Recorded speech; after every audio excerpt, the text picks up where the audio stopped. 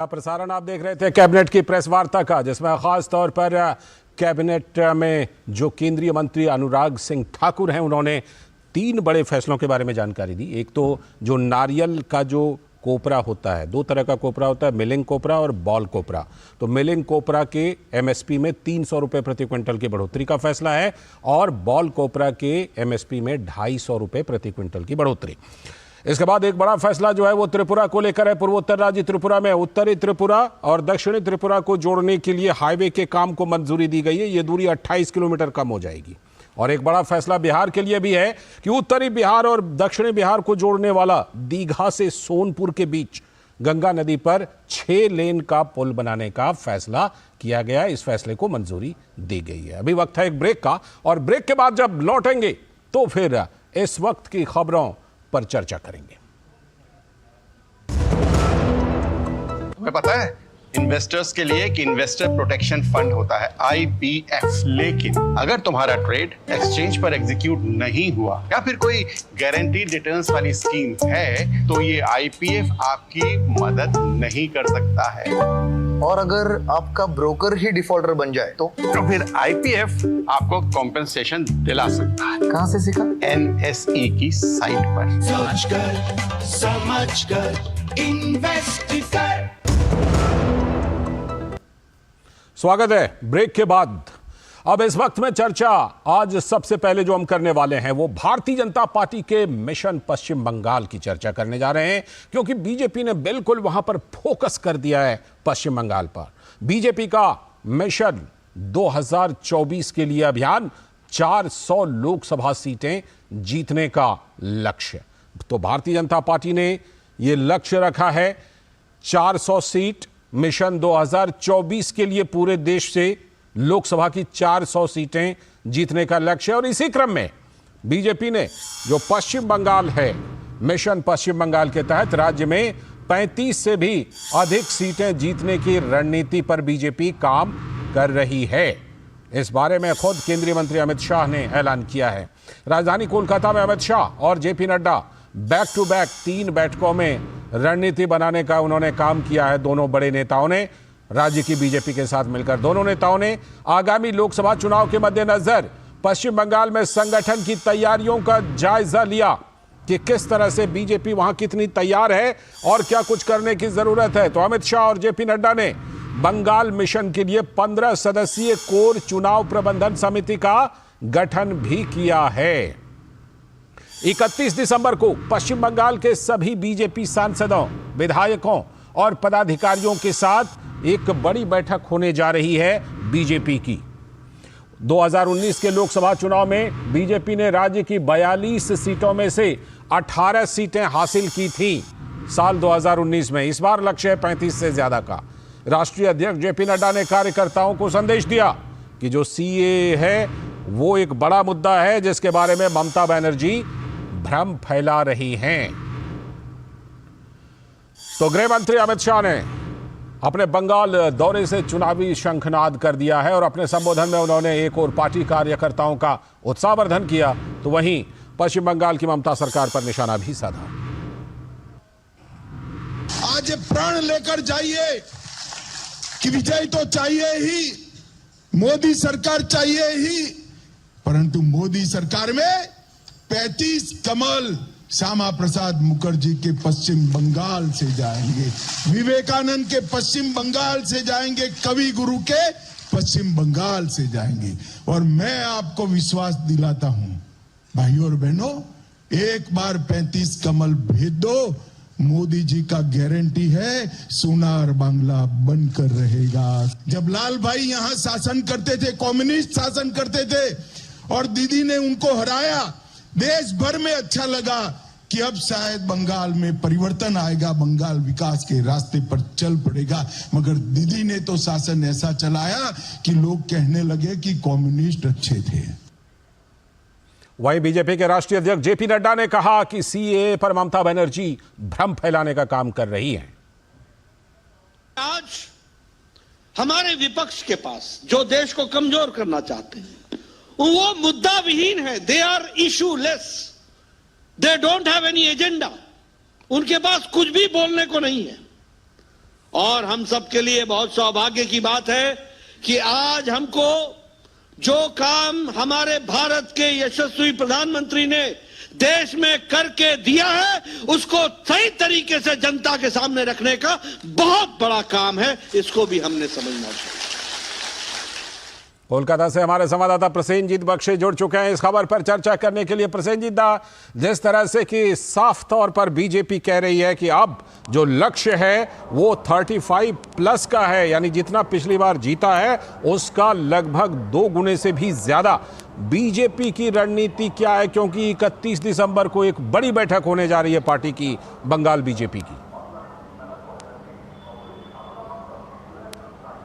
नहीं, देखिए, जो दिशा है वो दिशा अमित शाह और जगत प्रसाद नड्डा जी ने दे के गए हैं जी।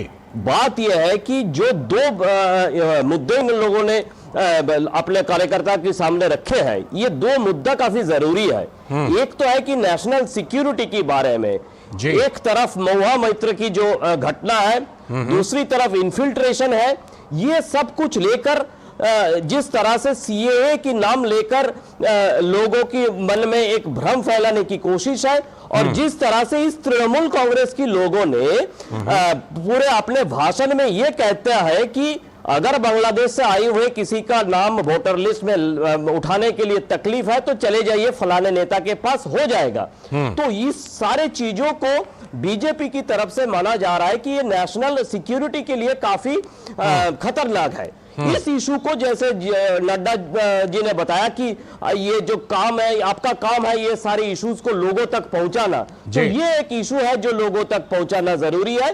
और दूसरी बात है कि करप्शन, ये करप्शन के नाम पे जैसे लोगों की घर से 50-50 करोड़ रुपया हमको देखने को मिला, ये बात को लोगों तक पहुंचाना, तो इस बात, ये दोनों बात को लेकर और बाकी जो जिम्मेदारी इन दोनों नेताओं ने भाजपा बंगाल को दे के गए हैं, इस सारे की सारे जो जिम्मेदारी है लेकर आज ही, पहले तो आज एक बैठक में ये लोग बैठ रहे हैं यहाँ पे कि अपने जो ये जो जिम्मेदारी है, इस जिम्मेदारी को एकदम निचले स्तर पर कैसे पहुंचाया जाए, इसी का तैयारी शुरू हो गया है। लालचंद जी, बहुत बहुत शुक्रिया दादा जुड़ने के लिए, इस खबर पर चर्चा करने के लिए। और अब हम रुख करते हैं दूसरी बड़ी खबर का, और दूसरी बड़ी खबर आज की खास चर्चा की। अब क्या जो भारत जोड़ो यात्रा है उसको भारत न्याय यात्रा में बदलने की जरूरत क्या पड़ गई? और दूसरी बात ये कि क्या ये सिर्फ कांग्रेस की यात्रा है या फिर इंडी गठबंधन के सारे दलों की यात्रा है? इसी पर आज की खास चर्चा।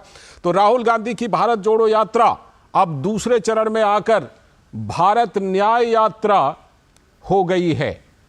तो पहले ये भारत जोड़ो यात्रा थी और अब भारत न्याय यात्रा राहुल गांधी और कांग्रेस निकालने वाले हैं। तो कांग्रेस पार्टी ने यह ऐलान करते हुए कहा है कि 14 जनवरी से शुरू हो रही यात्रा 20 मार्च को खत्म होगी, यानी लंबे समय की, करीब करीब ये देखें तो 2.5-2 महीने की यात्रा है।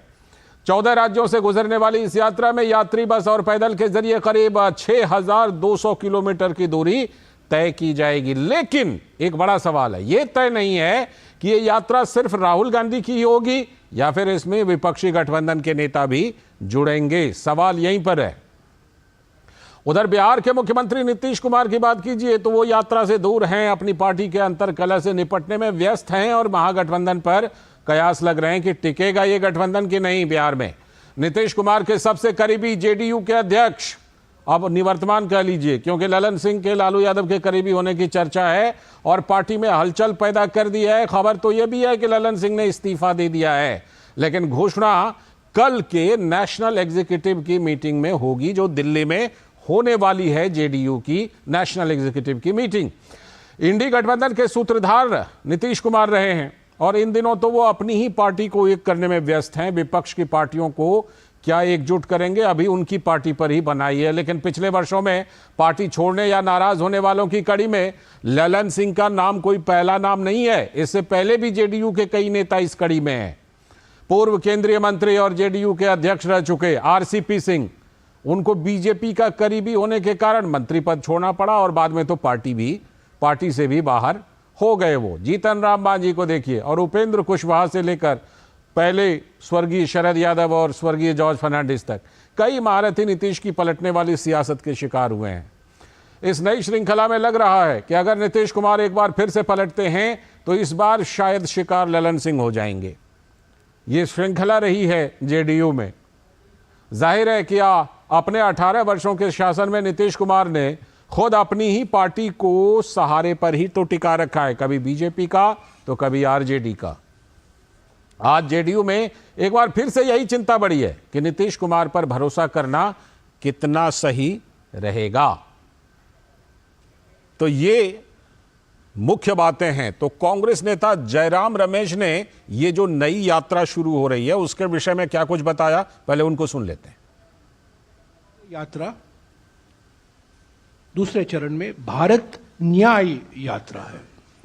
आर्थिक न्याय के लिए, सामाजिक न्याय के लिए और राजनीतिक न्याय के लिए। लोकतंत्र को बचाना है, संविधान को बचाना है। महंगाई और बेरोजगारी से करोड़ों परिवार जो पीड़ित हैं उनको एक नया भविष्य, उज्जवल भविष्य दिखाना है। और फिर से जो समाज को बांटा जा रहा है, समाज को बांटने की प्रक्रिया शुरू करनी है। तो पहले भारत जोड़ो यात्रा, भारत को जोड़ने के लिए, और अब भारत न्याय यात्रा, ताकि लोगों में हम आश्वासन देंगे कांग्रेस पार्टी की ओर से, राहुल गांधी जी की ओर से, कि कांग्रेस पार्टी वचनबद्ध है लोगों को, आम जनता को आर्थिक न्याय, सामाजिक न्याय और राजनीतिक न्याय पूर्ण तरीके से उपलब्ध हो। और वहीं भाजपा के नेता आरपी सिंह ने कहा कि न्याय यात्रा फिर से राहुल को लॉन्च करने की एक और नाकाम कोशिश है। एक बार दोबारा रीलॉन्च करने की कोशिश कर रही है कांग्रेस राहुल गांधी को। पिछली बार कोशिश करी, मुंह के बल गिरे, 3 राज्यों में चुनाव हार गए, और इस बार दोबारा रीलॉन्च करने की कोशिश कर ले। परंतु देश की जनता तय कर चुकी है कि 2024 के अंदर पुनः मोदी जी को लेकर आ रहे हैं। तो आज की चर्चा हम इसी पर करेंगे कि आखिर कांग्रेस को इस यात्रा का नाम क्यों बदलना पड़ा, और यह भी कि ये यात्रा सिर्फ कांग्रेस की है या इसमें सहयोगी दलों के विपक्षी जो इंडी गठबंधन है उसके बाकी दल, बाकी नेता भी शामिल होंगे या नहीं। इसी पर चर्चा करने के लिए आज हमारे साथ जुड़ रहे हैं हमारे सलाहकार संपादक विनोद मिश्र जी जुड़ चुके हैं, साथ में धनंजय गिरी जी, भारतीय जनता पार्टी के प्रवक्ता, बहुत बहुत स्वागत धनंजय जी। हेमराज राम जी हैं, जनता दल यूनाइटेड के प्रवक्ता, बहुत बहुत स्वागत हेमराज राम जी। और हमारे साथ आकाश जाधव जी भी हैं जो कि कांग्रेस के प्रवक्ता हैं, बहुत बहुत स्वागत आकाश जाधव जी। मैं जरा प्रोड्यूसर साहब से कहना चाहूँगा कि जरा नाम में ऊपर वाले जो हैं वो आकाश जाधव जी हैं कांग्रेस के प्रवक्ता, तो उनका नाम आकाश जाधव दीजिए, और नीचे में हेमराज राम जी हैं तो उनका नाम जेडीयू प्रवक्ता के तौर पर उनको दीजिए। तो मैं शुरुआत करता हूं, जरा चर्चा को विस्तार देता हूं विनोद जी के जरिए। हमारे साथ विनोद जी लगता है फिलहाल मौजूद नहीं है, हमें अभी दिख नहीं रहे विनोद जी। विनोद जी आप हमारे साथ जुड़े हुए हैं जी। विनोद जी, सबसे पहला सवाल तो यही उठ रहा है कि देखिए हम कोई भी जब किसी चीज की ब्रांडिंग करता है, एक नाम की भी ब्रांडिंग होती है ना। भारत जोड़ो यात्रा कांग्रेस ने ब्रांडिंग की, उस पर काफी मेहनत किया, दक्षिण से लेकर उत्तर तक यात्रा की। तो सवाल सबसे पहला यही उठता है मन में कि आखिर क्या, किस वजह से उसका नाम बदलना पड़ रहा है कांग्रेस को, क्यों भारत न्याय यात्रा कर रही है कांग्रेस, क्या वो वाली ब्रांडिंग चली नहीं? इस तरह के सवाल उठने स्वाभाविक है। विनोद जी। लाल जी, मैं आपके ही सवाल से आऊं तो आज जो 2 बड़ी खबर है उसमें दोनों खबर में ब्रांडिंग की ही चर्चा है जी। एक तो आप दिल्ली में देखिए कि सुबह सुबह कांग्रेस पार्टी की तरफ से एक तरह से ये ऐलान हुआ है राहुल गांधी के लिए कि भारत जोड़ो क्या भारत न्याय का एक यात्रा के साथ जोड़ा है उन्होंने। हाँ। तो ये जो दोनों ब्रांडिंग के साथ में आप अगर देखिए कि नीतीश कुमार भी अपना ब्रांडिंग कर रहे हैं बिहार में जी। उन्होंने भी अपना जो ब्रांडिंग है उनका, वो भी जब कभी उनको ये लगता है कि कोई पार्टी का अध्यक्ष या पार्टी का कोई बड़ा नेता कुछ उनके लिए कुछ परेशानी का सबब बन रहा है तो वो भी अपने ब्रांडिंग में उससे झटक लेते हैं। जो ललन सिंह के बारे में खबर है कि रिमर है कि ललन सिंह पार्टी अध्यक्ष के पद से इस्तीफा दे दिया है। कल उनकी राष्ट्रीय कार्यकारिणी की परसों मीटिंग है और उसमें वो तय करेंगे कि ललन सिंह आगे चलेंगे या नहीं चलेंगे। जी। लेकिन सवाल है इस ब्रांडिंग में, जो पहला सवाल आपका है कि राहुल गांधी की भारत जोड़ो यात्रा का, आप कह सकते हैं कि कितना सफल यात्रा है या नहीं है, ये बात तो सवाल है। लेकिन सवाल ये है कि भारत जोड़ो यात्रा का ये पार्ट 2 जो है उसका नाम बदल के भारत जोड़ो के साथ में न्याय यात्रा क्या किया गया है। तो जाहिर सी बात है लोगों में शंकाएं तो होगी कि आखिर ये न्याय यात्रा का मकसद क्या है। दूसरा कि ये यात्रा जो है मणिपुर से मुंबई तक की यात्रा है, 14 स्टेट में लगभग ये यात्रा चलेगी और मार्च में ये यात्रा खत्म होगी, जो 14 जनवरी से शुरू हो रही है। जी। तो इंडिया गठबंधन के इतने चौथी मीटिंग हुई थी और सीट शेयरिंग पे आके बात रुकी हुई थी, इसके बीच में ये यात्रा का पहला मकसद क्या है, नंबर 1 सवाल। नंबर 2 कि अभी तक कांग्रेस पार्टी की तरफ से ये नहीं कहा गया है कि ये सिर्फ राहुल गांधी की यात्रा होगी या इस यात्रा में इंडिया गठबंधन के और जो मेंबर्स हैं, पार्टी के लोग हैं, वो भी इस यात्रा में साना बसाना होंगे, शामिल होंगे। तो ये सवाल तो जरूर बनता है कि अगर राहुल गांधी की यात्रा, ये सिंपल राहुल गांधी के लिए यात्रा शुरू हुई है, तो जाहिर सी बात है कांग्रेस ने एक रास्ता लिया है अपने लिए, और वो देश में अगर भ्रमण करते हैं, रिच आउट करते हैं, तो जाहिर सी बात है उनका अपना एक हक बनता है लोगों के बीच जाने का, लोगों के बीच मुद्दे को ले जाने का। उसमें कोई बड़ी बात नहीं है। ये कांग्रेस पार्टी का या किसी भी राजनीतिक दल का अपना एक इलेक्शन प्रोग्राम होता है। लेकिन इंडिया गठबंधन का जो लोड है और सीट शेयरिंग को लेके जो राज्यों में जिस तरह से अलग अलग क्षेत्रीय दल अपना अपना रुतबा दिखा रहे हैं, उसके बीच ये भारत जोड़ो यात्रा, भारत न्याय यात्रा का एक नया संकल्प लेके कांग्रेस का आगा बढ़ना क्या मैसेज देता है, ये तो आने वाला वक्त ही बताएगा। बिल्कुल, आने वाला वक्त तो बताएगा। लेकिन अभी बताने के लिए हमारे साथ कांग्रेस के प्रवक्ता आकाश जाधव जी भी जुड़े हुए हैं। वो हमें अच्छी तरह बता सकते हैं कि भाई क्या जरूरत पड़ गई कि जो भारत जोड़ो यात्रा की अच्छी खासी ब्रांडिंग हुई थी उसको अब भारत न्याय यात्रा में बदलना पड़ रहा है। आकाश जाधव जी, ये बीजेपी सवाल उठा रही थी कि एक बार एक और कोशिश है लॉन्च करने की फिर से। देखिए, भारत जोड़ो यात्रा जी जो 4500 किलोमीटर चली,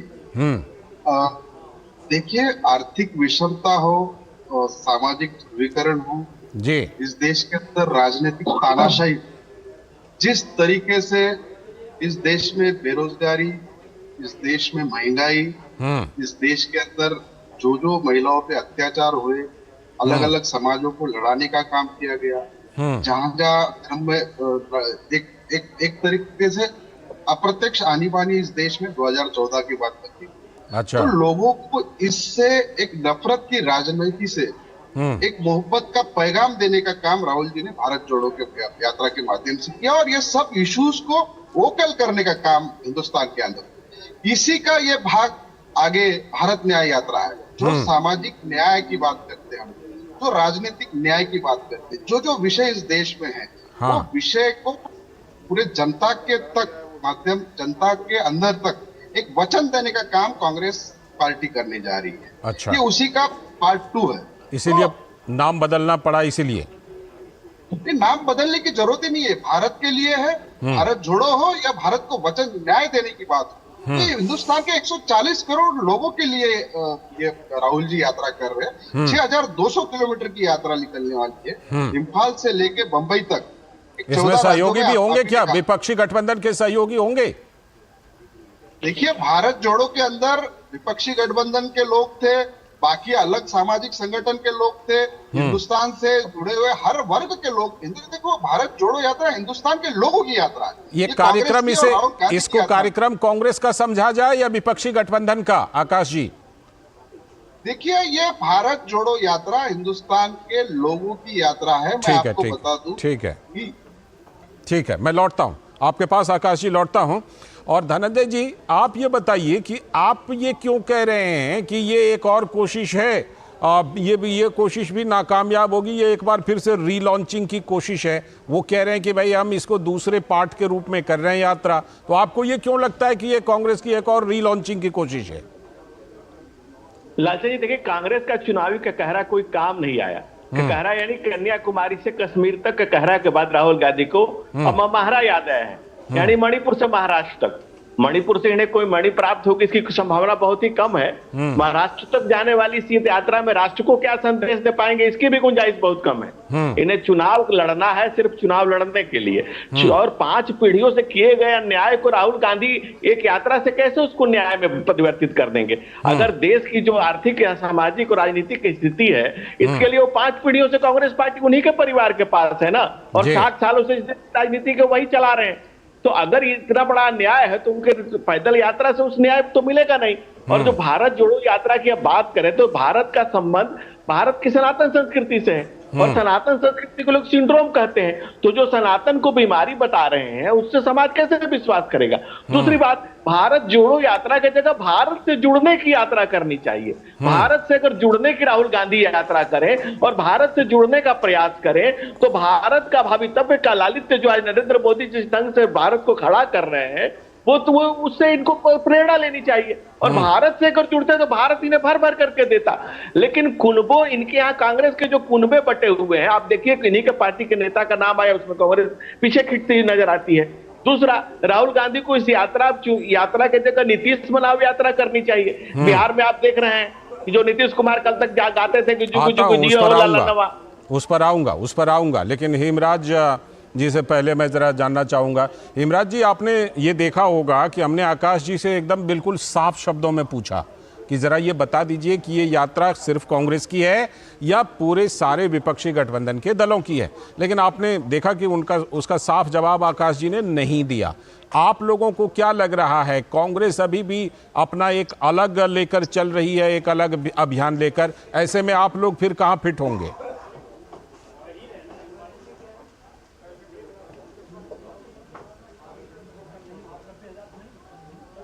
हेमराज जी, आवाज आ रही है?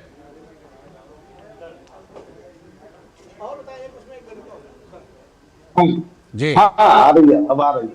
आप सवाल फिर से दोहराऊं? हाँ चल जी, मैं ये कह रहा था कि एकदम साफ साफ हमने कांग्रेस प्रवक्ता से पूछा कि ये बताइए कि ये कार्यक्रम कांग्रेस का है या विपक्षी इंडी गठबंधन का है। उन्होंने इसका साफ जवाब नहीं दिया। ऐसे में सवाल ये उठता है कि आप लोगों की क्या भूमिका होगी इसमें? देखिए, इंडिया गठबंधन के कांग्रेस एक बड़े घटक दल है और जदयू भी घटक दल है, कई घटक दल हैं। तो लाजमी है कि कोई भी घटक दल का कोई कार्यक्रम तय होता है तो उसके प्रति सिंपैथी होना लाजमी होता है। लेकिन वो खाली सिंपैथी तक ही रहेगा।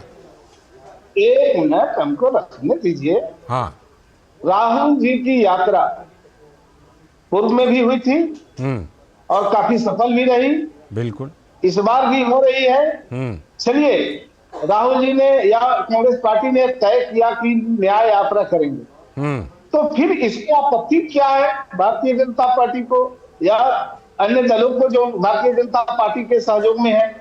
कोई आपत्ति नहीं होनी चाहिए। उनको छोड़ दीजिए, अभी अपनी बताइए कि अपनी भागीदारी कैसी रहेगी इस यात्रा में? अब ये कांग्रेस की तरफ से अभी अनाउंसमेंट किया गया, जदयू के पास इस तरह का कोई न सूचना है न कोई खबर है। यही सवाल हम उठा रहे हैं कि किसी के पास कोई सूचना नहीं है। कि अगर पार्टी सिर्फ कांग्रेस लेवल पर, पार्टी लेवल पर एक कार्यक्रम है, तो कांग्रेस उस कार्यक्रम को चलाएगी और जो घटक दल के लोग हैं वो अपना सहयोग उसमें जितना पाते हैं कर सकते। ठीक, मैं आता हूँ। लेकिन अभी तक आधिकारिक तौर पर इसकी कोई सूचना नहीं आई। बिल्कुल बिल्कुल, एकदम साफ बात है। मैं लौटता हूँ आपके पास। विनोद जी, आपने देखा तीनों प्रवक्ताओं से हमने बात की और आकाश जी से साफ तौर पर पूछा। हेमराज जी भी कंफर्म कर रहे हैं कि कोई सूचना नहीं है और कह रहे हैं कि सिंपैथी है। तो इसका मतलब ये माना जाए कि जो सहयोगी दल हैं उनकी भागीदारी इसमें नहीं होगी, सिर्फ सिंपैथी होगी क्या?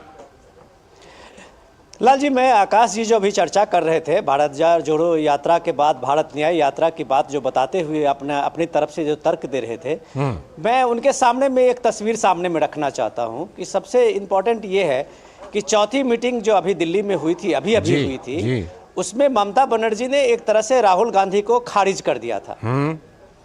और राहुल गांधी को खारिज करते हुए ममता बनर्जी ने सीधे सीधे मल्लिकार्जुन खड़गे जो पार्टी के अध्यक्ष हैं उनका नाम प्राइम मिनिस्टर पद के लिए सामने में रखा। बिल्कुल। और आप उसके बाद देख सकते हैं कि अरविंद केजरीवाल ने उसको सपोर्ट करते हुए उसको सेकंड भी किया था।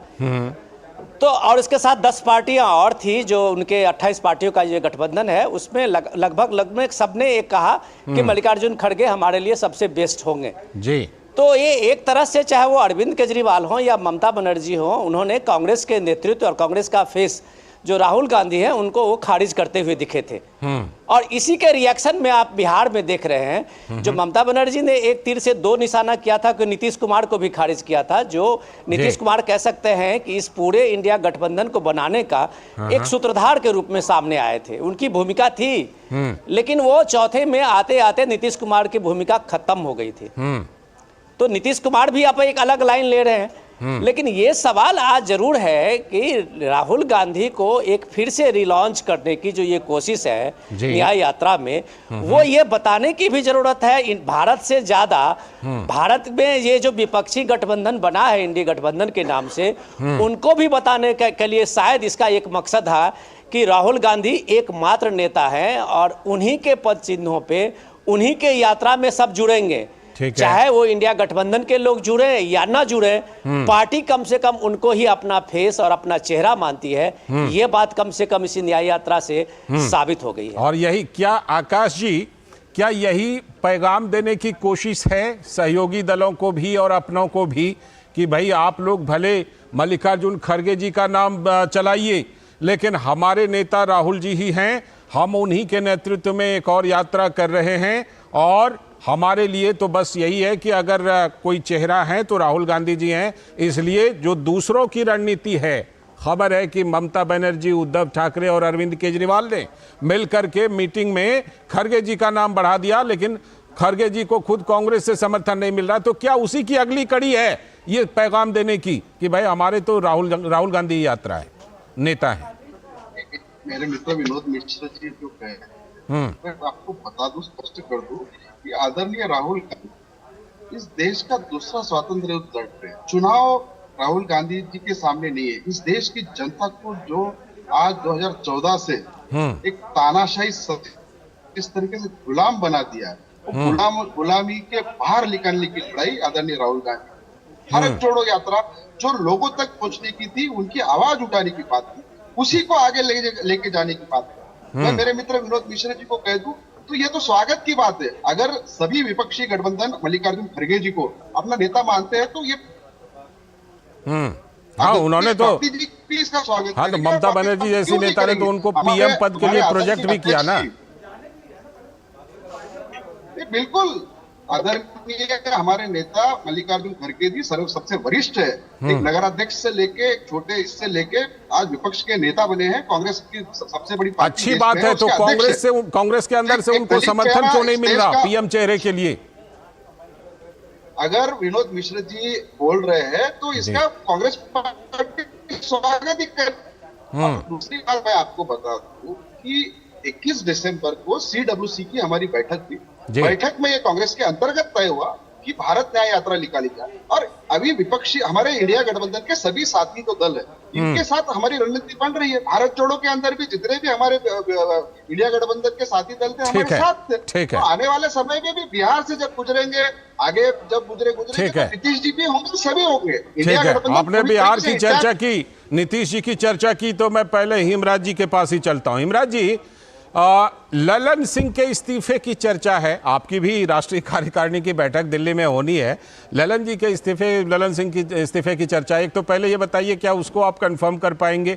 दूसरी बात ये बताइए कि क्या जेडीयू के अंदर ही अभी इतने मसले हैं कि अभी आप ये सोचने की स्थिति में भी नहीं है कि भाई विपक्षी गठबंधन का, इंडी गठबंधन का क्या प्रोग्राम होना है, कैसे होना है?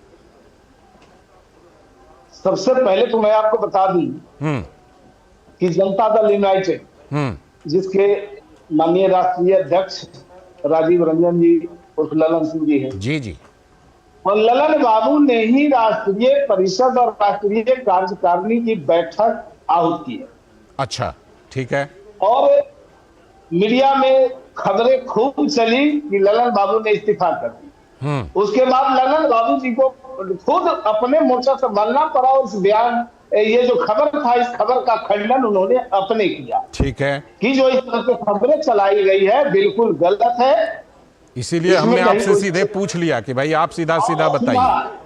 सीधा कहते हैं कि ललन बाबू इस बयान को, इस चर्चा को, इस प्रचार को खंडन कर चुके हैं और इस पर कोई दूसरा कोई तर्क वितर्क करने की तो अब जरूरत नहीं है। और कल जो हमारी बैठक हो रही है दिल्ली में, कल और परसों, हाँ, कल पार्टी कार्यालय में बैठक होगी। हाँ, पार्टी के जितने राष्ट्रीय पदाधिकारी हैं सब सम्मिलित होंगे जी। और अच्छा, नीतीश जी ने ये भी बोला, हिमराज जी, नीतीश जी ने बोला है कि कुछ बड़ा होने वाला है पार्टी के अंदर। क्या बड़ा होने वाला है, जरा कुछ बता सकते हैं? पार्टी के अंदर एक बड़ा बात है, राष्ट्रीय परिषद की, राष्ट्रीय कार्यकारिणी की बैठक हो रही है। हाँ। पूरे देश के लोग जुट रहे हैं उसमें। हाँ। और सामने चुनाव है और इंडिया गठबंधन के मजबूत घटक दल के हम ठीक है हैं और इंडिया गठबंधन के सूत्रधार हैं नीतीश कुमार जी। ठीक है। और जनता दल यूनाइटेड की बैठक हो रही है, तो निश्चित रूप से ये बड़ी खबर है और बड़ी बात है। ठीक। और 29 तारीख को क्या होने वाला है वो सब कुछ साफ हो जाएगा। बिल्कुल, हम लोग वो देखेंगे भी कि क्या होने वाला है, लेकिन आपने फिलहाल ये कंफर्म कर दिया कि ललन सिंह ने इस्तीफा नहीं दिया है। धनंजय गिरी जी, बिहार में क्या चर्चा है? इस तरह की बहुत सारी चर्चा है, कई बयान हैं कि भाई ललन सिंह ने इस्तीफा दिया या नहीं दिया, जो कि ये डिनाई कर रहे हैं, अभी मना कर रहे हैं। दूसरी तरफ नीतीश जी कह रहे हैं कि जेडीयू में कुछ बड़ा होने वाला है। ये कितना बड़ा होने वाला है? कई बार नीतीश जी बहुत बड़ा बड़ा काम कर चुके हैं, इसीलिए चर्चा उठ जाती है कि क्या बड़ा होने वाला है, कहीं फिर से इधर से उधर कुछ ऐसा तो नहीं होने वाला है। धनंजय जी। लालचंद जी, हाँ। नीतीश जी कब किसके लिए सोहर गाए और कब किसके लिए श्रद्धांजलि कहना मुश्किल है। इसीलिए मैं ये बोल रहा हूँ।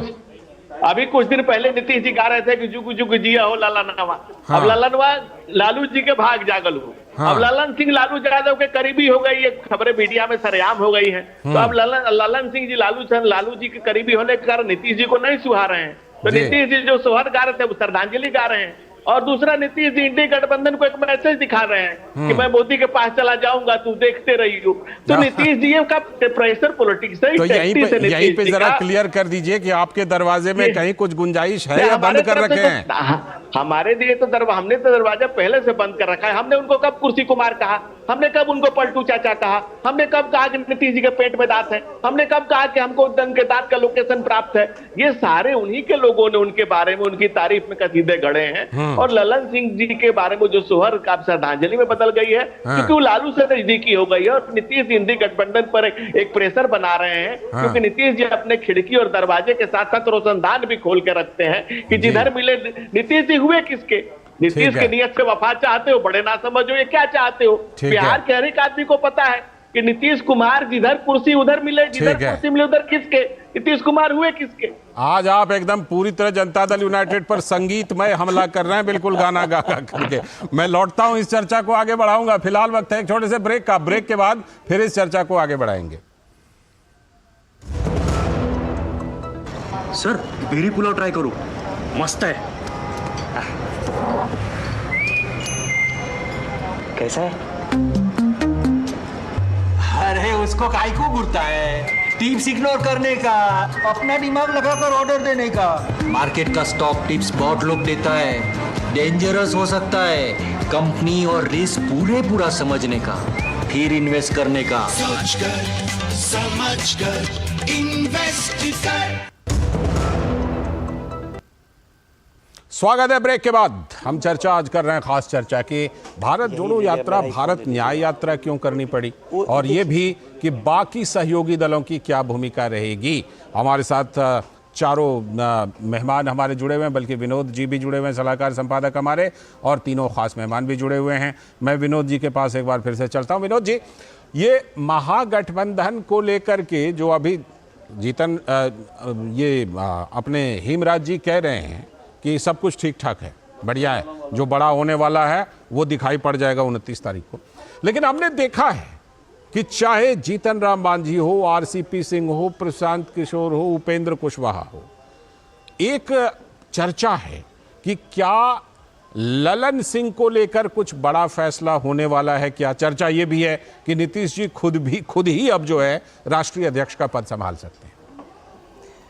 लाल जी, अभी आपने कहा था कि बहुत संगीतमय आपका पूरा शो अभी पैनल है। धनंजय जी ने वैसा ही हमला किया है, संगीतमय हमला किया आज बिल्कुल। तो आप देखिए, आपके सारे सीनियर प्रवक्ता हैं और अपनी अपनी पार्टी को कितना मजबूत तर्क से अपनी बात रख रहे हैं। उसी के बीच में मैं एक थोड़ा सा उन लोगों के लिए इंफॉर्मेशन बताता हूं कि जिस तरह से ये बात कह रहे थे अभी हमारे जेडीयू के प्रवक्ता, शायद वो इस चीज को कितना छुपा रहे हैं इस बात को कि ये समझने की जरूरत है। अच्छा, कि पार्टी में जो जेडीयू के खुद एमपी हैं वो ये बात को मीडिया के सामने क्या चिल्ला चिल्ला के यहाँ पे पार्लियामेंट में कह रहे हैं कि भाई ये नीतीश जी के जो अध्यक्ष बनाया है ललन सिंह को, ये लालू के बेसिकली मोल है।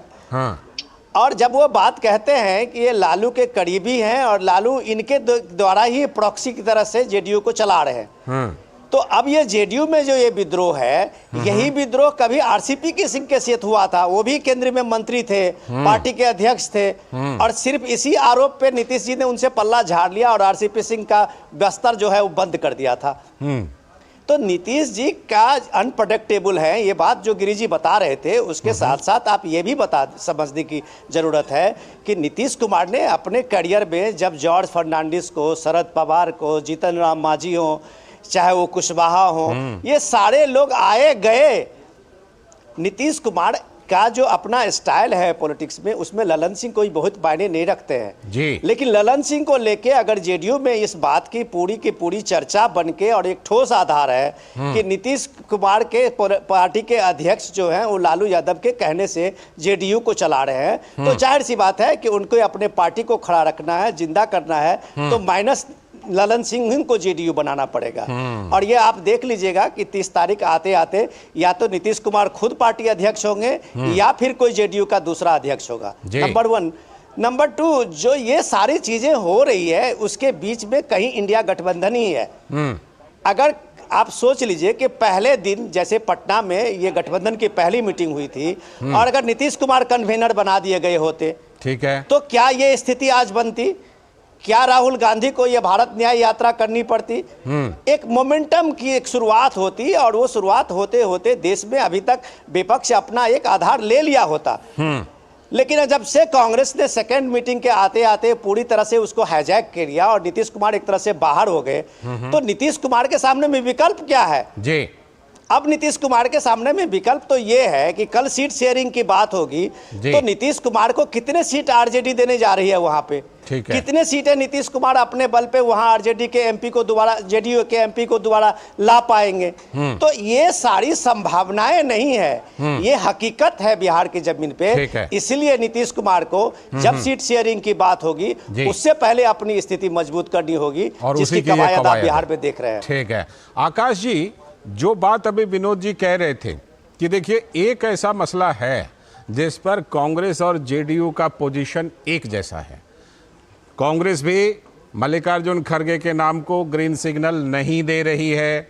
जेडीयू की तरफ से तो ऐसे बयान होते हैं, खड़गे फड़गे कौन है उनको कोई नहीं जानता, ये बयान है जेडीयू के नेता का। तो ये वाला जो प्लेटफॉर्म है, इस पर आप और नीतीश जी की पार्टी बिल्कुल एक जगह पर खड़े हैं क्या?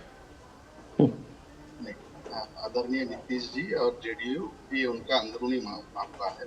जहां तक कांग्रेस की बात है, कांग्रेस ने इंडिया गठबंधन के अपने नेशनल कन्वीनर अपॉइंट कर दिए। आदरणीय अशोक गहलोत जी हो, हमारे मुख्यमंत्री वासनिक जी हो जो जनरल सेक्रेटरी है, वो सभी राज्यों के जितने भी स्टेट पार्टीज है उनसे कोऑर्डिनेट कर रहे हैं। पहले हम अपनी ताकत हम हर स्टेट में देख रहे हैं कि कहां कांग्रेस मजबूती से लड़ सकती। देखिए ये कांग्रेस चुनाव आदरणीय राहुल गांधी जी का स्पष्ट कहना है कि हमें चुनाव जीतने के लिए नहीं लड़ना है। इस देश के अंदर जो आज कॉन्स्टिट्यूशन के अंदर डॉक्ट्रिन ऑफ जो ये है बेसिक स्ट्रक्चर है उसको आज धक्का लगा दिया गया है। संविधान बचाने की बात हो रही है, लोकतंत्र बचाने की बात हो रही है। जिस तरीके से पार्लियामेंट के अंदर 146 सांसदों को निलंबित कर दिया गया, निष्कासित कर दिया गया, ये लोकतांत्रिक प्रक्रिया से इस देश को आजादी की लड़ाई कांग्रेस कर। अच्छा, यहाँ पर एक छोटा सा सवाल पूछ लेता हूँ। बीच में कांग्रेस ने इन सब मुद्दों को छोड़कर जाति जनगणना पर बड़ा फोकस किया था, लेकिन अब आप लोग वो वाली बात नहीं बोल रहे हैं।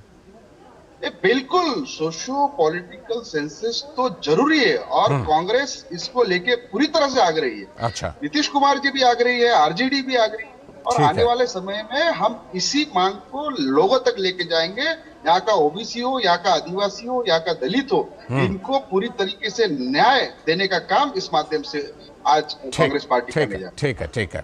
हेमराज राम जी, जो सवाल कि देखिए एक प्लेटफॉर्म ऐसा है जहां आप कांग्रेस के साथ हैं, आपके पार्टी के विधायक का ये बयान है, खड़गे फड़गे को कौन जानता है, तो आपको भी लगता है कि जिस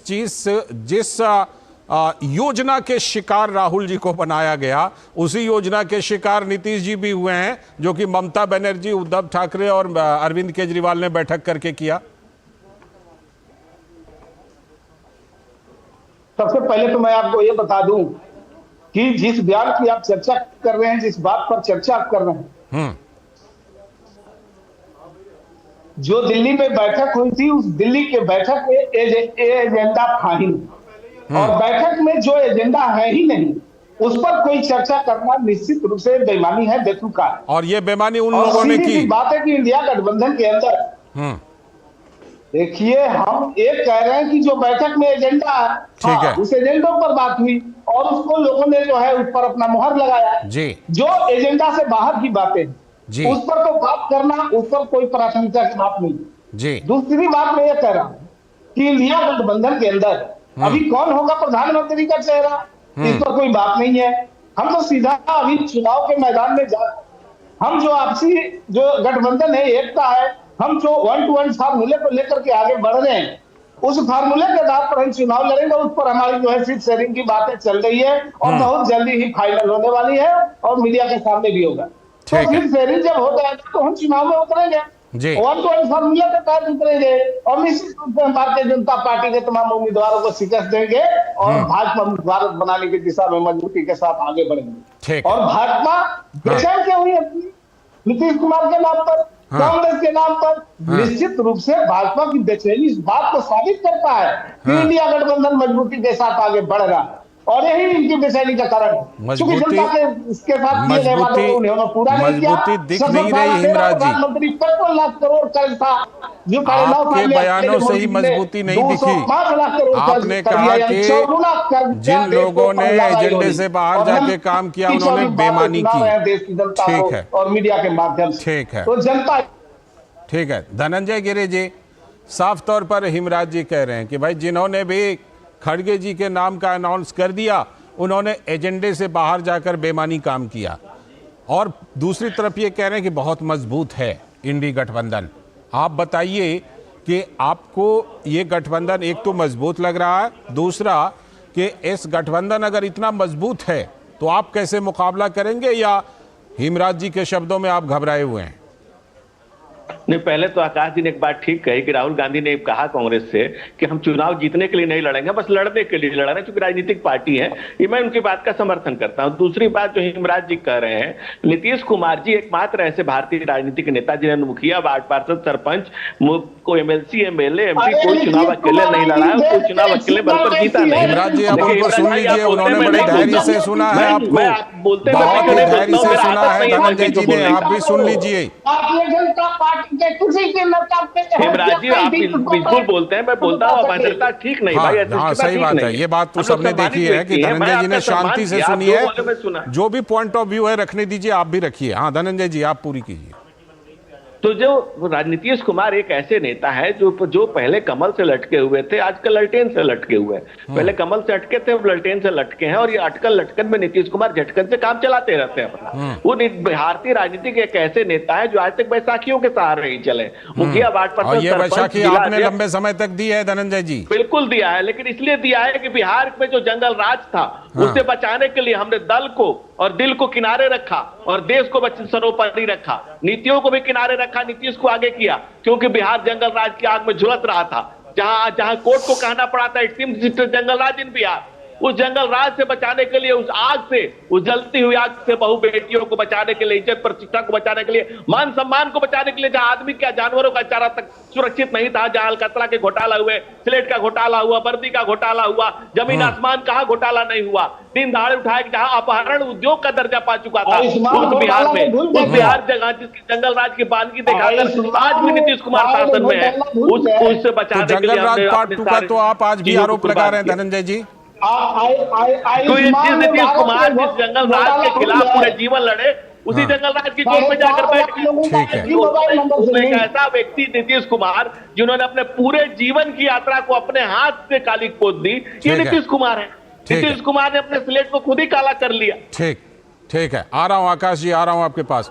मैं जरा विनोद जी से एक पहले कमेंट ले लेता हूं, फिर आप सबके पास आ रहा हूं। विनोद जी, लगता है कि बिहार जो है और बिहार की राजनीति इस समय एक बार फिर से बिल्कुल सेंटर में है।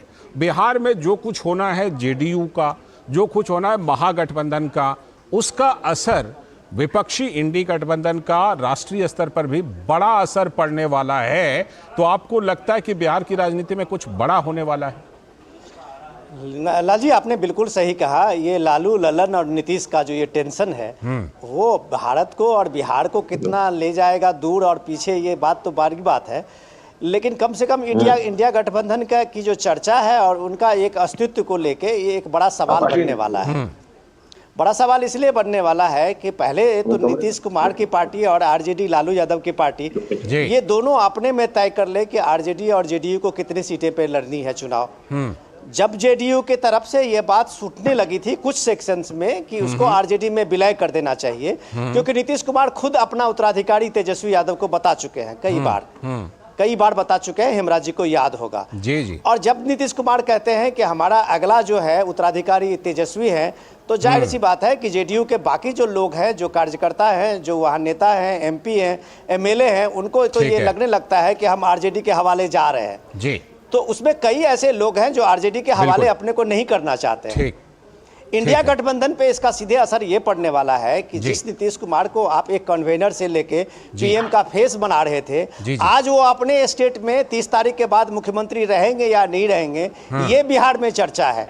क्योंकि सीधे जो महत्वाकांक्षा लालू यादव की है वो अपने बेटे के तेजस्वी को किसी न किसी रूप में मुख्यमंत्री देखना चाहते हैं। नीतीश माइनस उनको फर्क नहीं पड़ रहा है। तो जो इंडिया गठबंधन की ये चट्टानी एकता की बात करते आ रहे थे, वो चट्टानी एकता तो दरकती हुई वहीं से बिहार में दिख रहा है। और ये 30 तारीख के बाद ये पता चलेगा कि ये पार्टी की स्थिति क्या है। ठीक है, और बिहार में जो कुछ होना है उसका असर, बड़ा असर देखने को मिल सकता है राष्ट्रीय स्तर पर भी।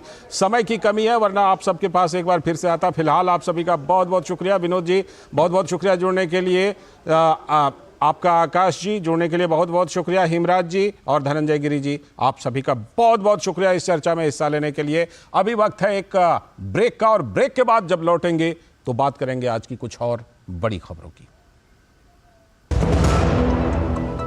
मोदी सरकार की गारंटी, सस्ती दवाई, अच्छी दवाई, कम से कम 75% डिस्काउंट। अब तक जरूरतमंदों के 23,000 करोड़ रुपए बचे। हमारा संकल्प, विकसित भारत। तुम्हें पता है इन्वेस्टर्स के लिए एक इन्वेस्टर प्रोटेक्शन फंड होता है, IPF। लेकिन अगर तुम्हारा ट्रेड एक्सचेंज पर एग्जीक्यूट नहीं हुआ या फिर कोई गारंटीड रिटर्न्स वाली स्कीम है, तो ये IPF आपकी मदद नहीं कर सकता है। और अगर आपका ब्रोकर ही डिफॉल्टर बन जाए तो फिर IPF आपको कॉम्पेंसेशन दिला सकता है। कहां से सीखा? NSE की साइट पर। सोचकर समझकर इन्वेस्ट कर। स्वागत है ब्रेक के बाद। डीडी न्यूज पर आप देख रहे हैं इस वक्त, और अब एक और बड़ी खबर। और ये बड़ी खबर ये कि जम्मू कश्मीर में क्या पूर्व मुख्यमंत्री फारूक अब्दुल्ला एक बार फिर से वही राग अलाप रहे हैं जो वो लगातार अलापते रहते हैं।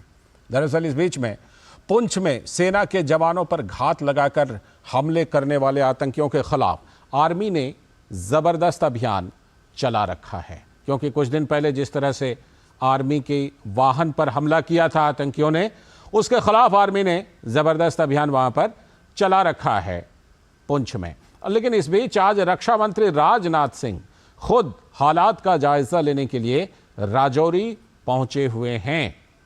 तो राजौरी पहुंचकर वो पूरी स्थिति का जायजा ले रहे हैं, और उन्होंने साफ तौर पर कहा, हमारे लिए हर सैनिक बेहद महत्वपूर्ण।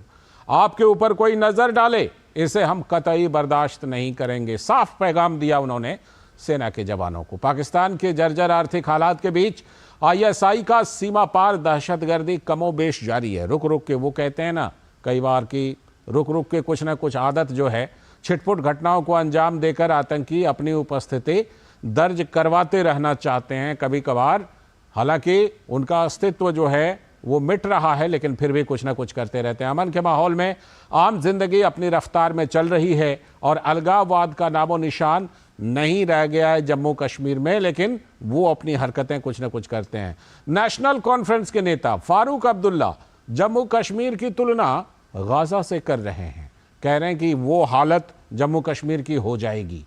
सत्ता से दूर इन परिवारवादी पार्टियों के लिए जम्मू कश्मीर को सुर्खियों में लाना और पाकिस्तान से बातचीत करना, ये इनकी रणनीति का हिस्सा बन चुका है। हर कुछ दिन पर ये राग अलाप देते हैं।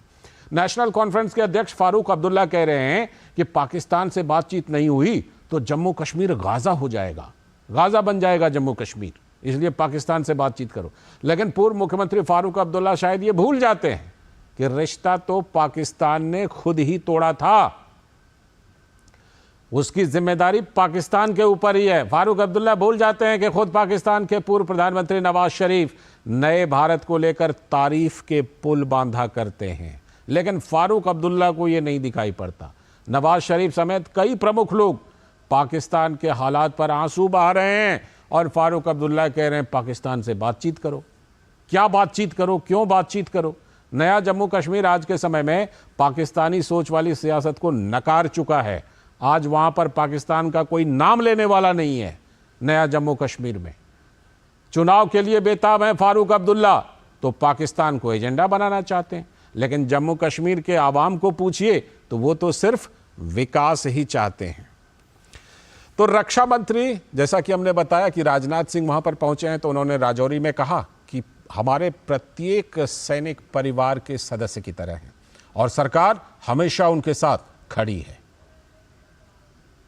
हर सैनिक बेहद महत्वपूर्ण है और हमारा एक सैनिक, मैं मानता हूं, वो हमारे परिवार के सदस्य के समान है। यह हम सब के अंदर यह भावना रहती है, सारे देशवासियों के अंदर यह भावना रहती है। और आपके ऊपर कोई नजर डाले तो सचमुच यह हम सबको कतई बर्दाश्त नहीं है। मैं आपको यह विश्वास दिलाना चाहता हूं।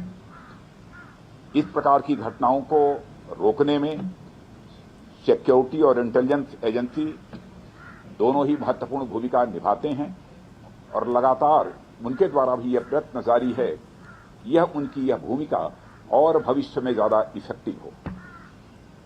उसके लिए जो भी शासन की तरफ से सहयोग की आवश्यकता है अथवा भविष्य में भी जो शासन के सहयोग की आवश्यकता पड़ेगी, उसके लिए हम सरकार का खजाना पूरी तरह से खुला हुआ है। तो शासन प्रशासन अपना काम कर रहे हैं और राजनेता भी। नेशनल कॉन्फ्रेंस के प्रमुख फारूक अब्दुल्ला ने कहा कि अगर भारत और पाकिस्तान ने बातचीत के जरिए जम्मू कश्मीर के मुद्दे का समाधान नहीं निकाला तो इस क्षेत्र का भी गाजा और फिलिस्तीन जैसा हालत हो जाएगा। अगर हम पड़ोसियों के साथ दोस्ती में रहेंगे तो दोनों तरक्की करेंगे, अगर दुश्मनी में रहेंगे तो हम आगे नहीं बढ़ सकते इतनी तेजी से। फिर मोदी जी का है बयान, प्रधानमंत्री का, कि war is not an option now.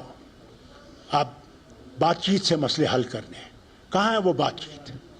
आज इमरान खान छोड़ दीजिए, आज नवाज शरीफ वहाँ के वजीर आजम बनने वाले हैं। वो चिल्ला चिल्ला के कहते हैं हम बात करेंगे। क्या वजह है कि हम बातचीत के लिए तैयार नहीं है?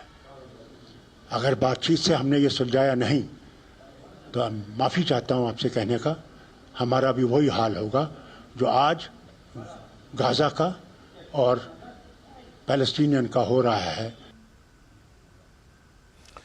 तो फारूक अब्दुल्ला कह रहे हैं कि गाजा और फिलिस्तीन वाली हालत हो जाएगी अगर पाकिस्तान से बातचीत नहीं की है। हमारे वरिष्ठ सलाहकार संपादक अशोक श्रीवास्तव हमारे साथ इस खबर पर चर्चा के लिए जुड़ चुके हैं।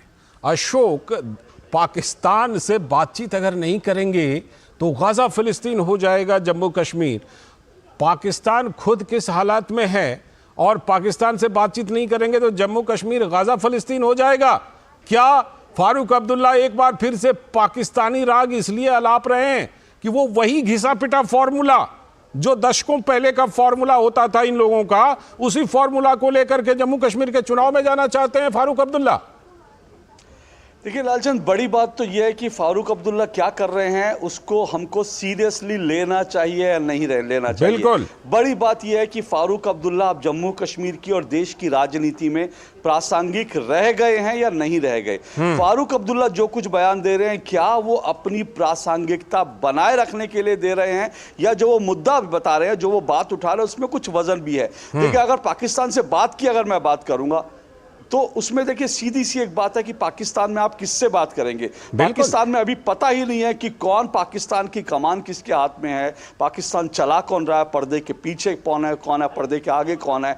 वो ऐसा देश जो कि आटे के लिए अभी तड़प रहा है, वो देश जो है, उस देश में आप किससे बात करेंगे, क्या बात करेंगे। पहली बात तो ये है। आतंकवाद को लेकर पाकिस्तान की स्थिति है, पाकिस्तान के खुद कंट्रोल में नहीं है आतंकवाद। पाकिस्तान में जो सेना की चौकियां हैं वहां पर जो है आतंकवादी जो है वहां पर हमले लगातार कर रहे हैं। पाकिस्तानी सेना के जवान वहां मारे जा रहे हैं। वहां जो चीन के वहां पे जवान पहुंचते हैं पाकिस्तान के अंदर, उनको आतंकवादी मार देते हैं। तो आप पाकिस्तान से बात करके क्या हल निकालेंगे, एक बात। दूसरी बात, मैं फिर कहता हूं कि देखिए, फारूक अब्दुल्ला दरअसल जम्मू कश्मीर और देश की राजनीति में अप्रासंगिक हो गए हैं। आप जरा उनके पिछले बयान उठा के देख लीजिए। जब 370 हटा था तब उन्होंने क्या कहा था, उन्होंने कहा था कि हम चीन से जाएंगे बात करने। तो क्या वो चीन से चले गए बात करने? और चीन से अगर बात करने जाएंगे तो कौन सा वो झंडा उखाड़ लेंगे, क्या वो कर लेंगे, सवाल ये। तो चीन से उन्होंने बात करने की बात की। फिर जब 370 पर अभी सुप्रीम कोर्ट का फैसला आ गया तो उन्होंने कहा जहन्नुम में जाए कश्मीर। तो ये उनका बयान था। और आज कह रहे हैं कि कश्मीर गाजा बन जाएगा, फिलिस्तीन बन जाएगा। तो मुझे लगता है कि उनकी इस तरह की आदत है। और दूसरी बात, ये पाकिस्तान परस्त नेता हैं, यह हमें भूलना नहीं चाहिए। जो कश्मीर की पूरे जो चाहे महबूबा मुफ्ती हो या उमर अब्दुल्ला हो या फिर फारूक अब्दुल्ला हो, ये सब पाकिस्तान परस्त नेता हैं। और ये पाकिस्तान के इशारे पर या पाकिस्तान को लेकर कई तरह के बयान देते रहे हैं। मेरे हाथ में एक बड़ा पुराना अखबार आज ही लगा है, ये मैं आपको बताऊं। ये जो है संडे मैगजीन के अंदर आरिफ मोहम्मद खान का एक इंटरव्यू है जो 80 के दशक का है। सोचिए 80 के दशक का, जब कश्मीर के अंदर जो है आतंकवाद की शुरुआत हुई थी। और इसमें जो है जो ये जो इंटरव्यू देने वाले आरिफ मोहम्मद खान है, उस वक्त कांग्रेस की सरकार में वो दरअसल केंद्र सरकार में कांग्रेस की सरकार में कृषि मंत्री थे और जम्मू कश्मीर का प्रभार था। इस इंटरव्यू में उन्होंने ये कहा है, अपने इस इंटरव्यू में आरिफ मोहम्मद खान ने कहा है कि doctor Abdullah is helping anti nationals. उन्होंने कहा है कि जो देशद्रोही ताकत है, सोचिए केंद्र का एक मंत्री 80 की बात कर रहा हूं, 80 के दशक की, वो कह रहे हैं कि फारूक अब्दुल्ला जो है देशद्रोही ताकतों की मदद कर रहे हैं। तो उनकी ये राजनीति है, इसी राजनीति पर उन्होंने अपनी रोटियां सेकी हैं और इसी राजनीति पर वो फिर लौट रहे हैं, क्योंकि उनको समझ में नहीं आ रहा कि जम्मू कश्मीर में करें तो करें क्या। जहन्नुम में जाए, भाड़ में जाए कश्मीर, या फिर पाकिस्तान के पास जाए, या फिर जो है वो ये कहते हैं कि चीन के पास जाए। उनको कुछ समझ ही नहीं आ रहा है। इसी तरह के उल्टे सीधे बयान वो देकर शायद खबरों में बने रहने की कोशिश कर रहे हैं, या अपना फ्रस्ट्रेशन निकाल रहे हैं। अशोक, आपने राजनीति की बात की। राजनीति के लिहाज से भी आपको लगता नहीं है कि इन नेताओं के हाथ से जो जनता का नब्ज है वो छूटता चला जा रहा है? इसलिए क्योंकि आज जम्मू कश्मीर में 3 स्तर का लोकतंत्र है। जम्मू कश्मीर में 3 स्तर के लोकतंत्र के जरिए जो विकास के कार्य हो रहे हैं, जनता विकास की गाथा गा रही है और नेता अभी वही दशकों पुराने वाला जो उनका घिसा पिटा फॉर्मूला है उसको लेकर के आना चाहते हैं। तो अगर राजनीति भी करनी है तो आपको लगता नहीं कि वहां की जनता का नब्ज इनके हाथ से छूट चुका है? देखिए, जनता की नब्ज छूट गई है, लेकिन वो करें क्या? वो जो नया कश्मीर है उससे कोप अप नहीं कर पा रहे हैं फारूक अब्दुल्ला, उमर अब्दुल्ला, महबूबा मुफ्ती। उनको समझ में नहीं आ रहा है जो कश्मीर के युवा हैं वो क्या चाहते हैं, उनकी सोच क्या है, वो किस तरह की चीज़ें चाह रहा है। जम्मू कश्मीर में जो है इस वक्त जो नई लीडरशिप उभर कर आ रही है वो उसके साथ होड़ कर रहे हैं। एक बात, हालांकि हमें ये नहीं भूलना चाहिए लालचंद की जो नेशनल कॉन्फ्रेंस है वहाँ की सबसे एक प्रमुख पार्टी और अभी भी उसका कैडर वहाँ पर है, लेकिन उसके कैडर में भी बहुत गफलत है। उसका कैडर भी समझ में नहीं पा रहा है कि उमर अब्दुल्ला, फारूक अब्दुल्ला दरअसल चाहते क्या और किस तरह की राजनीति को लेकर आगे बढ़े। हालांकि जो टेस्ट है वो होगा, लेकिन उनके जो बयान और उनके बयानों पर अगर आप पब्लिक का रिएक्शन देखेंगे तो उससे साफ तौर पर लगता है कि वो इर्रेलेवेंट होते जा रहे हैं। याद कीजिए जब 370 जो है जब हटा था और उसके बाद जब इन नेताओं को नजरबंद किया गया था तब जो है किस तरह की बात हुई थी। तब लोगों ने कहा था कि बड़ा अच्छा किया इनको नजरबंद कर दिया क्योंकि इन्होंने कश्मीर का खून पिया है। इस तरह की बातें वहां के युवा कहते थे। बाद बाद में जो है 370 को लेकर इन्होंने जो है जिस तरह की राजनीति करी, एक गुपकार जो है गठबंधन बनाया, वो भी गठबंधन बनाने के बाद भी कुछ इनका हश्र नहीं हुआ। लोकल लेवल पर नई लीडरशिप उभर रही है। तो दरअसल ये फारूक अब्दुल्ला एक एग्जिट पॉइंट पर हैं और उस एग्जिट पॉइंट पे कश्मीर की राजनीति से उनका अब अलग होना तय है। अब उसका उनका एग्जिट पॉइंट कैसे होता है, उससे पहले जो एक कहावत है ना कि जो चींटी है वो परिंदा जो एक उड़ने वाली चींटी होती है, वो अंत से पहले जो दिया जो है बुझने से पहले अंत में फड़फड़ाता है। तो शायद ये उसी तरह की फड़फड़ाहट है। उनकी राजनीति खत्म हो रही है, उनकी जड़ें जो हैं कट चुकी हैं और वो नए कश्मीर को समझ नहीं पा रहे हैं। तो उस फड़फड़ाहट में इस तरह के फ्रस्ट्रेशन में इस तरह के बयान दे रहे हैं। मुझे नहीं लगता कश्मीर में उनको लोग सीरियसली इस बयान पर भी बिल्कुल जम्मू कश्मीर की जनता तो जरूर उनको जवाब दे देगी, बता देगी कि आज की जम्मू कश्मीर की राजनीति कहां पटरी पर दौड़ रही है और आप कहां पीछे छूटे हुए हैं। बहुत बहुत शुक्रिया अशोक जुड़ने के लिए और इस खबर पर विस्तार से चर्चा करने के लिए। वक्त है एक छोटे से ब्रेक का और ब्रेक के बाद जब लौटेंगे तो आपको एक खास रिपोर्ट दिखाएंगे। दादी, आज भी आपकी चाय की दुकान बंद थी? 1 महीने से बीमार हूँ, काम बंद और इलाज का खर्चा अलग। आयुष्मान कार्ड नहीं बनवाया? नाम सुना है, कहाँ बनवाना है, कैसे बनवाना है, इस उम्र में भाग दौड़। कार्ड अभी बन जाएगा। आयुष्मान ऐप पर जाकर अपना या परिवार के सदस्य का नाम लाभार्थी सूची में ढूंढें, आधार OTP या फेस ऑथ द्वारा ऑथेंटिकेट करें, डिटेल्स भरें, अब मोबाइल से फोटो खींचकर अपलोड करें। बन गया। अब ठीक होकर अपने हाथ की चाय पिला दो। और एक प्रकार से PM जय अब गरीबों की जय बन गई है। 5 लाख तक के मुफ्त उपचार की गारंटी, स्वास्थ्य का वरदान Ayushman. Sir berry pulao try करो, मस्त है। कैसा है? अरे उसको काहे को घूरता है, टिप्स इग्नोर करने का, अपना दिमाग लगाकर ऑर्डर देने का। मार्केट का स्टॉक टिप्स बहुत लोग देता है, डेंजरस हो सकता है, कंपनी और रिस्क पूरा समझने का, फिर इन्वेस्ट करने का। सोचकर समझकर इन्वेस्ट कर। स्वागत है ब्रेक के बाद। आप देख रहे हैं DD न्यूज पर इस वक्त और अब एक खास रिपोर्ट। केंद्रीय उपभोक्ता संरक्षण प्राधिकरण ने भारतीय प्रशासनिक सेवा यानी IAS की पढ़ाई कराने वाले दिल्ली के 20 कोचिंग संस्थानों को नोटिस जारी किया है। इन कोचिंग सेंटर के खिलाफ ये जांच उनके भ्रामक विज्ञापनों सहित परीक्षाओं में टॉपर्स रहे अभ्यर्थियों की तस्वीरों का गलत इस्तेमाल करने के लिए की जा रही है। गौरतलब है कि दिल्ली के IAS कोचिंग सेंटर यहां पर गढ़ है। देश भर से लाखों बच्चे UPSC की तैयारी करने के लिए आते हैं, जिनमें से कुछ इन भ्रामक विज्ञापनों के मकड़ जाल में उलझ जाते हैं। ग्रेजुएशन पास करते ही UPSC परीक्षा क्रैक करने का लक्ष्य साधे युवाओं का अगला पड़ाव होता है दिल्ली, देश की राजधानी, जहां मुखर्जी नगर, करोल बाग, रंजीत नगर जैसी जगहों पर बने कोचिंग सेंटर बड़े बड़े ऑफर और रेट लिस्ट के साथ तैयार बैठे हैं। अपने को अव्वल दिखाने की रेस में कोई संस्थान पीछे नहीं छूटना चाहता।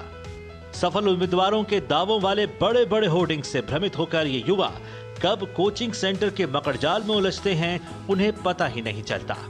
जो युवा पैसे खर्च कर सकते हैं वो महंगे से महंगे कोर्स और सेंटर को चुनते हैं। जो गरीब हैं उन पर भी टॉप आने का मानसिक दबाव इन सेंटर तक खींच ही लाता है। जिम्मेदारी जो है स्टूडेंट की भी उतनी ही है जितनी कि कोचिंग इंस्टीट्यूट की है, और बहुत सारे कोचिंग इंस्टीट्यूट तो मजबूरी में खुले हैं। 4 अटैम्प्ट दिया, 6 अटैम्प्ट दिया, नहीं हुआ तो इंस्टीट्यूट खोल दिया, या फिर जिन्होंने मार्केट बना दिया है। ऐसे ऐसे इंस्टीट्यूट्स हैं जो एक क्लास में 1500 बच्चों को पढ़ाते रहे हैं, 2 फ्लोर पे, 3 फ्लोर पे। अगर आप रिज़ल्ट देते हैं तो फिर आपको रिज़ल्ट कमिट भी करना चाहिए। आपने क्लासेस की और आपका जिम्मेदारी ख़त्म। एक्चुअली स्टूडेंट को आपकी ज़रूरत तब पड़ती है जब आपकी क्लासेस ख़त्म हो जाती हैं। बीते दिनों केंद्रीय उपभोक्ता संरक्षण प्राधिकरण ने भारतीय प्रशासनिक सेवा की पढ़ाई कराने वाले दिल्ली के 20 कोचिंग सेंटरों को नोटिस जारी किया है। सीसीपीए ने ऐसे विज्ञापनों पर स्वतः संज्ञान लेते हुए उपभोक्ता संरक्षण अधिनियम 2019 की धारा 2(28) के प्रावधानों के उल्लंघन के लिए इन सेंटर्स के खिलाफ नोटिस जारी किया है। सीसीपीए ने कहा कि संस्थान सफल उम्मीदवार के साथ विज्ञापन में ये जाहिर करे कि उसने किस विषय में संस्थान से पढ़ाई की थी। एक दिन के लिए भी मॉक इंटरव्यू के लिए केवल एक सेटिंग भी जाता था तो ऐड में ऐसा जाता था जैसे लगता था कि पूरी कोचिंग वहाँ से की है। और इस कारण जब ये ऐड जाता था तो ऑल ओवर इंडिया जो सीरियस एस्पिरेंट होता था वो भी दिग्भ्रमित हो जाता था कि आखिर हमें जाना कहाँ है। क्योंकि पहले ऐसी कैप नहीं थी तो इंटरव्यू के बच्चों को ही पूरा अपना स्टूडेंट दिखाने की एक परंपरा रही थी। इस रेगुलेशन से थोड़ी क्लियरिटी आएगी, ट्रांसपेरेंसी आएगी। सालों साल तपस्या कर यूपीएससी क्रैक करने वाले युवाओं की सफलता के कई दावेदार पैदा हो जाते हैं। बाजार उनकी कामयाबी को अपने हिसाब से भुनाने लगता है। एक सफल चेहरा कई संस्थानों की होर्डिंग में नजर आने लगता है। मुझे लगता है कि पर्सनली हम ऐसा कर सकते हैं, पहले एग्ज़ाम्स की क्या नीड है हम देख के फिर अपना, हमें अगर लगता है कि हम खुद से कर सकते हैं तो खुद से करना प्रेफर कर सकते हैं। अगर नहीं कर सकते तो कोचिंग में जाके एक बार देख सकते हैं। आप कोचिंग किस तरीके से कर सकते हैं कि आप पहले विजिट करें कम से कम 4 से 5 कोचिंग इंस्टीट्यूट में अगर आपको लेना है तो उसके बाद उसका पैकेज देखें कि क्या है, सिलेबस का ड्यूरेशन कितने टाइम में है, कितने वक्त में सिलेबस कंप्लीट करा दे रहे हैं, कितना सिलेबस कंप्लीट करा रहे हैं, 70% 80% आपको कितना करना है, ये चीज़ भी देखें। उसके बाद में देखें मटेरियल क्या क्या प्रोवाइड हो सकता है वहाँ से। मेरे भी पेरेंट्स की यही साइकोलॉजी हो गई थी। उन्होंने बोला कि ये कोचिंग अच्छा है, ये सर हमेशा यूट्यूब पे शॉर्ट्स पे आते रहते हैं, लेकिन इन जनरल वो टीचर 2 ही 3 क्लासेस लेते हैं और बाकी तो उनके अदर स्टाफ ही रहते हैं। तो पेरेंट्स को लगता है कि होलसम यही पढ़ाएंगे पूरा सिलेबस, क्योंकि पेरेंट्स को तो इतना इन डेप्थ नॉलेज नहीं होता है, क्योंकि हर पेरेंट्स उतना एजुकेटेड नहीं होता है, स्पेशली रूरल एरिया से। यूपीएससी परीक्षा के लिए कोचिंग या सिर्फ सेल्फ स्टडी, ये दोनों विकल्प सभी खुले हैं। चुनना युवाओं को ही है, लेकिन जरूरत युवाओं को भ्रामक दबाव से बचाने की है। यूपीएससी क्रैक करने का सपना लिए तमाम युवा जो हैं वो दिल्ली का रुख करते हैं और ऐसे में वो कोचिंग सेंटर की ओर जाते हैं जहां उन्हें कई बार भ्रामक प्रचार का भी सामना करना पड़ता है। सीसीपीए की जो नई गाइडलाइंस है वो कम से कम इस बार तमाम कोचिंग संस्थानों को जिम्मेदारी पूर्वक प्रचार करने के लिए बाध्य करती है। कैमरामैन अश्विनी के साथ चंद्रशेखर, डीडी न्यूज़, दिल्ली। तो चंद्रशेखर की आपने रिपोर्ट देखी। चंद्रशेखर खुद इस समय हमारे साथ जुड़े हुए हैं इसी पर बात करने के लिए। चंद्रशेखर, जिस तरह से कि हम देखते थे कि सच में मतलब रिजल्ट निकला और उसके बाद अगले दिन अखबारों में सब जगह पर सब एक ही कैंडिडेट, सफल कैंडिडेट का सब छाप रहे हैं, तो ये जो गोरख धंधा था, ये जो गड़बड़ झाला था, अब इस पर सरकार ने लगाम लगाने की पूरी तैयारी कर ली है। बिल्कुल, और जैसे कि आपने खबर में भी देखा होगा कि संस्थान खुद अब ये मानते हैं कि एक परंपरा थी, एक चलन सा चला आ रहा था। ये कैसा चलन था ये सभी जानते हैं। मार्केट का दबाव इतना ज़्यादा बच्चों पर हो गया था कि जैसे एक किसने मॉक टेस्ट भी अगर दिया तो उसके नाम की होर्डिंग्स लग जाया करती थी और एक सफल चेहरा, जैसे कि आपने स्टोरी में भी कहा, कि कई होर्डिंग्स पर नज़र आने लगता था। बच्चों को ये समझना बड़ा मुश्किल हो गया था कि वो एक्चुअल में वही संस्थान है जहाँ से उसने वो उस यूपीएससी एग्ज़ाम को क्रैक करने के लिए पढ़ाई की थी या नहीं की थी। और एक जिम्मेदार एक जो प्रचार है वो कहीं ना कहीं देखने को नहीं मिल रहा था। तो सीसीपीए की जो गाइडलाइंस है निश्चित तौर पर एक रेगुलेशन इसमें लेकर आई है, जिससे कि कोशिश ये होगी कि अब जब भी जो भी कोचिंग संस्थान अगर होर्डिंग्स लगाता भी है, किसी का प्रचार करता भी है, तो उसको दिखाना पड़ेगा कि उसको किस कोर्स के तहत उसने यहाँ पर एडमिशन लिया था या उसने मॉक टेस्ट दिया था या फिर कौन से टेस्ट उसने दिए थे जिसमें वो शामिल रहा था, ताकि एक क्लियर गाइडलाइंस उनको दे दी गई है और अगर नहीं होता है तो उनके खिलाफ दंडात्मक कार्रवाई भी की जा रही है। ठीक है, बिल्कुल, ये भ्रम पर, धोखे पर लगाम लगाने की पूरी कोशिश है। इसका फायदा निश्चित रूप से देश भर के छात्रों को ही होने वाला है, अभिभावकों को ही होने वाला है। बहुत बहुत शुक्रिया चंद्रशेखर जुड़ने के लिए और इस खास रिपोर्ट के लिए। तो आज के इस वक्त में इतना ही। कल फिर इसी वक्त हम आपसे जुड़ेंगे, इस वक्त कार्यक्रम लेकर के, और इस बीच तमाम हमारी टीम को दीजिए अनुमति, लेकिन डीडी न्यूज़ पर खबरों और कार्यक्रमों का सिलसिला लगातार जारी है। नमस्कार।